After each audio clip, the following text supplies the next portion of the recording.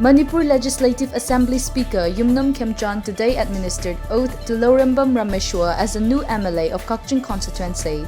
Taking part in the oath-taking ceremony, Manipur Chief Minister N. Biren said the recent ruling by Manipur High Court paving the way for Rameshwar to become MLA was commendable. He lauded the judiciary system for its role in a democratic setup. Police today foiled attempt by women vendors of KHWAIRAMBAND market to organize the meeting to discuss ways for market reopening. Mayanglang Pijol Yonbi Apunba Loop President RK Sanatombi condemned the government for disallowing reopening of Ima markets, though shops at Tangal and Pauna markets have already been allowed to open.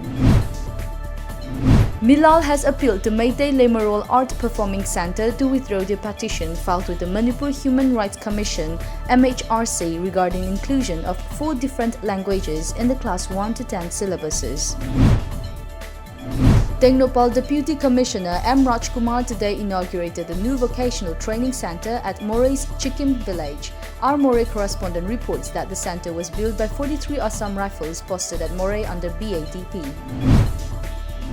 Under the National Highways and Infrastructure Development Corporation Limited (NHIDCL), the Bharatiya Infra Project Limited (BIPL) has begun repair work on BARAK Bridge along National Highway 37 or IMPHAL-JIRIBAM Road.